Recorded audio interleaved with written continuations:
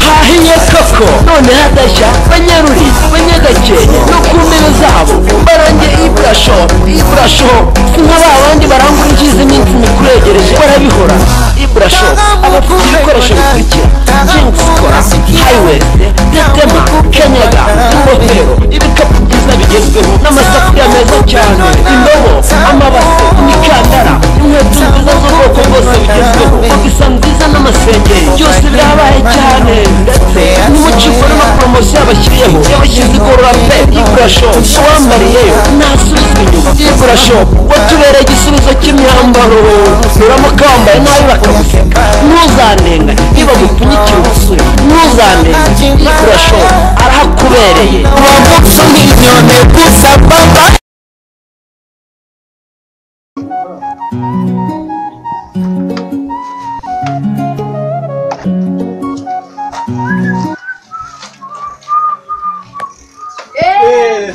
Meze bite? Je wakino kiri gute se?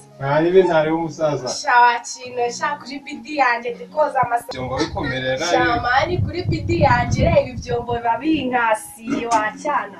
Sha anje wumva naburije byatanye. Se ko mbona wahetse akabage katurebe. Akabonye.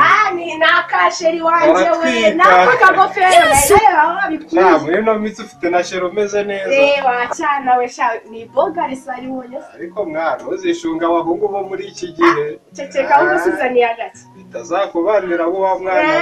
Ungusha. Uzakandi naguteguriye kuri no munsi. Shambizo. Tegereza rero wega. Ugari wose karenga kijana n'inda yawe. Akuranje sha cyawaranyibaki.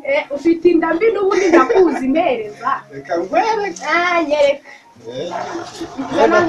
Yenda twika nk'imanukire. Bro, wachinuwe. Wachinuwe. Yenda twika mwana. Sha, akase nari mbizi kutandegereza kijana n'ubundi inda yawe mbi n'ibikoroheje. Ariko we nta nubwo ucyishimiye. Nese kitumye akakuzaniye. Impamvu ushaka ngo mushimire ushaka ko nguha. Kanda nguhe. Kareka. Uranyemeje? Akase ugira inda mbiri ko n'uguri brother wanje kanguhe. Ako bro inda yawe mbi za. Yawe utayifite nawe ntabwo uri kurya. Uko ari bidi yanje ariko ngomba kukarya wawe. Nakundi karye nakuremeye nyine. Afashe wanjye nawe nakuremeye. Fresh. Meze neza ariko. Ntayo mena na kuri bidi akuya umutokane nikoze ibyombo biyewe none. Nagiye mu mitena nakugura ntabwo njya gupaki. Ikibazo ufite sheri wawe utajyungurira n'icupa. Hari ntabwo ugiye gutisha igikapu n'ingofero. Ese ibingibi hari ibirenze ma. Ceceka aho ngaho n'udushima ndakuza. Ibi nta birenze. Ndakuze n'akantu k'ijana. Kuri bidi wari kuzana ikarito yuzuye. Go basi nawe uzantungure nk'ukuntu mbikora. Imbere niyogereze bitongera ukansaba ndakuzi. Bareka nigendere. Yego kansaba yego. Ubu ndamurije nakundi nyine. Umutoto weyo. Mwana k'umurongo tawe. Mbega ukuntu byari byiza we. Ngamurikira. Yaro mwana we. Yaro mwana we. Umva. Arere. Aragiti meze neza. Byoroshye kabisa. Amakuru y'iminsi. Amakuru ni nini. Marimo ndabona wowe ibintu by'amacupa ngo byibitseho. Ibi kabisa. Nta mutima mubi. Shaka nakuze mwana. Nanakuze. Serious? Serious. Ntabwo udashaka kugikumbira akantu. Nyine. Nabonye mfite ka sister keze kameze neza. Ese uko bya sister noneho bizanye gute? Wagira ko kwigira idage mwana. Ikibazo cyanyereye ese ko nta n'icupa ryawe nzi ndotangiye kumbwira ibyasi. Banyine. Oya ndaza kugoheza kuri mobile mane. Sister wanjye waramubonye. Namubonye. Ameze neza. Kirupande. Sanga yitwe nyine.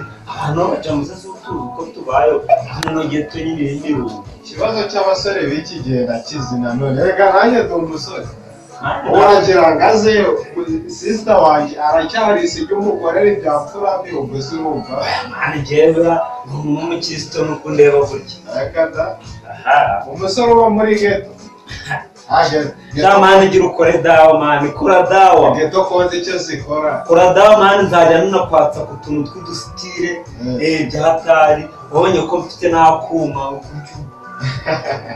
hariho umusaza utameze neza byagenze